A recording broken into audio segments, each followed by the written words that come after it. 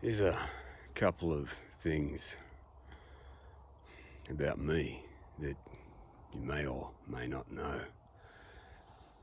When I was about 16, 17, I started to go bald. And back in the 80s, you know, it was frowned upon. Men that went bald, you're unattractive, you weren't taken seriously, and I was terrified. So, at 21, I got hair transplants. It cost me tens of thousands of dollars. And it got to a point where I had massive infections. Ended up in the hospital for 3 nights. Nearly died. Bacterial infection. Nearly killed me. So I know what it's like to be weak and to worry about the opinions of other people. Then, in my early 30s, I turned into a little girl. So I had 3 kids and a struggling business. My testosterone plummeted to the floor. And I'll never forget what the doctor said. He said, have you been abusing steroids? Here's me. I don't lift or know how to exercise or anything. I'm like, But anyway, there it is. Absolutely baseline female testosterone levels is what I had. And then I got panic attacks, and I was just frightened of everything and everybody. I actually thought I was going to die of a heart attack, so that's what landed me in hospital. A couple of days after Christmas, watching TV on the couch, it was WWE, and I got a panic attack. Thought I was having a heart attack.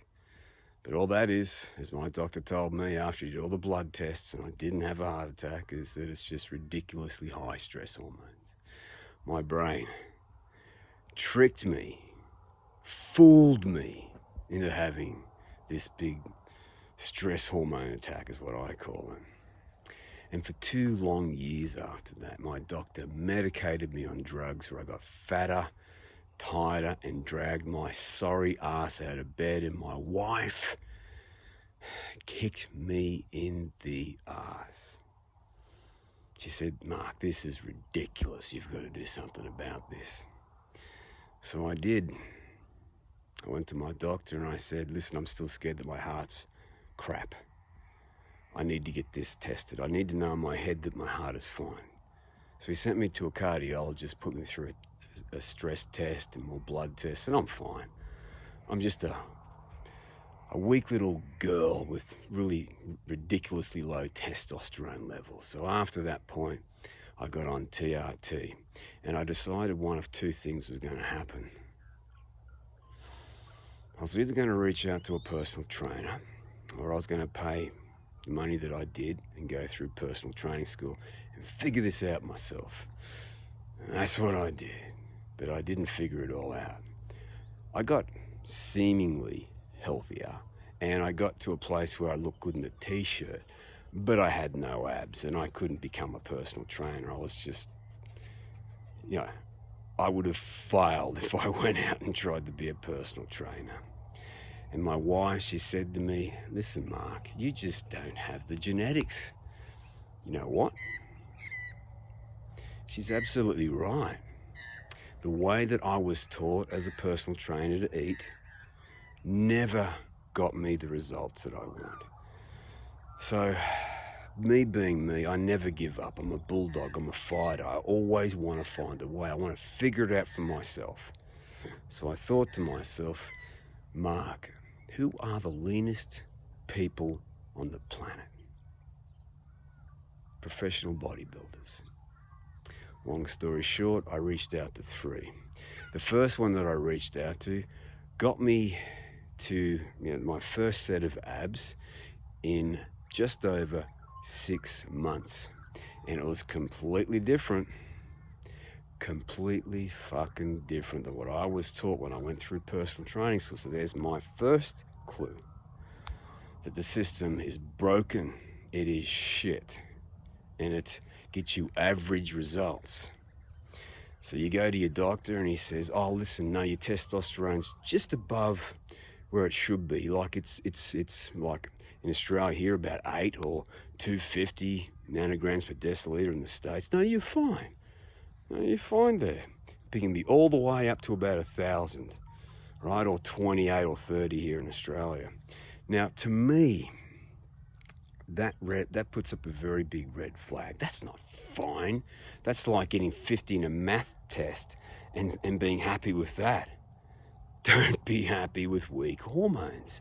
Hormones, you know, they do so much. They get you lean and muscular. They make you feel alive. They get you back on the playing field. They give you your edge back, your hunger for life. They create the foundation, sure. They're not the be-all, the end-all. You've actually got to work on your mindset to get to that place. But they give you that unfair advantage to work on mindset. And so that little bitch voice in your head arc it up and saying you're not good enough. Imposter syndrome, all that shit. So yeah, I know what it's like to be a weak man and feel like you can never win. But you don't have to live there. The first thing you've got to do is what I learned from my mentors, my coaches like Dr. Anthony J. You've got to optimize your hormones and optimize your energy. And that's what I call unlock, the unlock method. So I've got 4 methods and you'll only need method 1. And if you're interested in understanding how that's all put together, very simply, there should be information on this page somewhere. You know, life is way too short to worry about what other people think, to feel like a little weak man, you know, whatever it is that you're feeling, to have self-doubt, to put it off, to worry about what other people think, and to tell yourself a bullshit story about how when your life gets easier, you'll have more time. Let me tell you, life doesn't get easier. You either get stronger now and tomorrow and the next day, or life's gonna beat you down. Make no mistake, it'll beat you down. So you gotta decide in this moment, what's it gonna be? You're gonna make a conscious effort to make your life better, and in this time next year, you could be in a completely different mind and body, lean, muscular physique.